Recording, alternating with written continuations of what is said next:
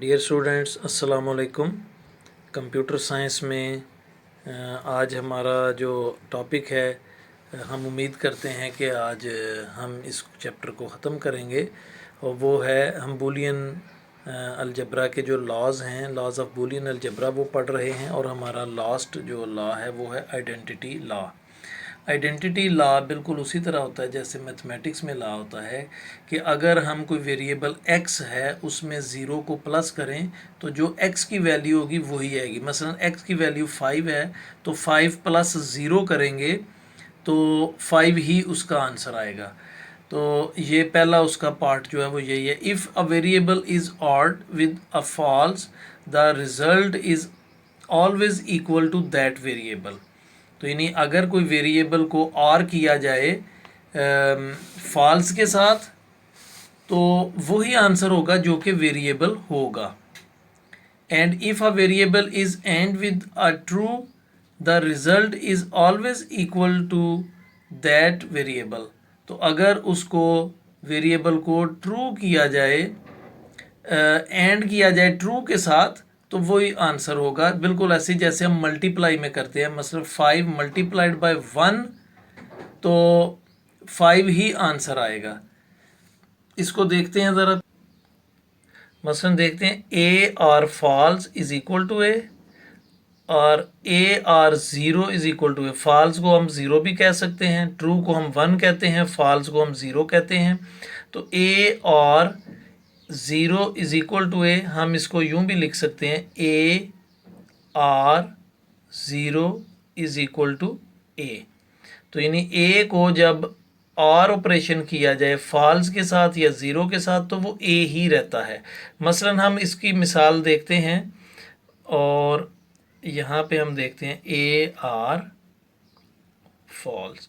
तो अगर फ़र्ज़ करें ए ज़ीरो है तो इसको फॉल्स के साथ किया जाए तो ये ज़ीरो ही रहेगा। और अगर ए 1 है तो इसको फॉल्स किया जाए, आर किया जाए फॉल्स के साथ तो ये 1 ही रहेगा। इसको हम यूं भी लिख सकते हैं, मसलन 0 1 और 0 0 तो ए आर फॉल्स। तो यानी दोनों में फॉल्स, दोनों में और ऑपरेशन होगा तो 0 और 0 0 1 और 0 1। अब आप देखिए जो एंड रिजल्ट है ए आर फॉल्स, वो जो ए की वैल्यू है वही इसकी वैल्यू है। यहाँ पे ए 0 है तो यहाँ पे ये एंड रिजल्ट 0 है, यहाँ पे ए 1 है तो एंड रिजल्ट 1 है। इसी तरह एंड ऑपरेशन के साथ A and true is equal to 1 और A and 1 is equal to, इसको हम यूं भी लिख सकते हैं A and 1 is equal to A. यानी 1 के साथ ए को जब एंड ऑपरेशन किया जाएगा तो वो ए ही रहेगा। बिल्कुल इसी तरह ये भी हम इसको कर सकते हैं। ये ट्रू है तो ए अगर 0 है तो ए एंड ट्रू, तो 0 के साथ ट्रू किया जाएगा तो ये चूँकि 0 है तो 0 ही रहेगा।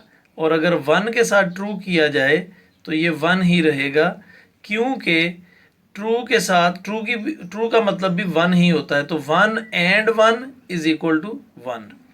इसको हम दूसरी सूरत में भी देख सकते हैं, ए एंड ट्रू।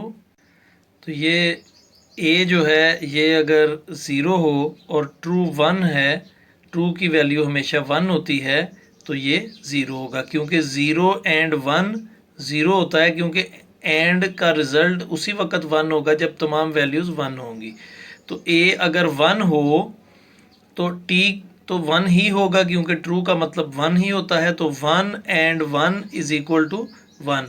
अब आप देखेंगे कि जो ए की वैल्यू है वही एंड ऑपरेशन के ट्रू के साथ वही रिजल्ट आएगा। ए 0 है अगर तो ए एंड टी 0 आएगा, और ए अगर 1 है तो ए एंड टी 1 आएगा।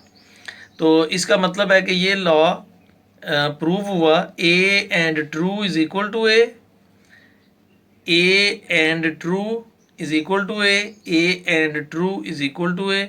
इसी तरह इसका पार्ट 1 जो है A or false is equal to A. तो ये हमारा लास्ट लॉ था, और इसके साथ अभी हम एक लास्ट जो हमारा टॉपिक इस वक्त देख रहे हैं उस बुक में, वो है लॉजिकल एक्सप्रेशंस।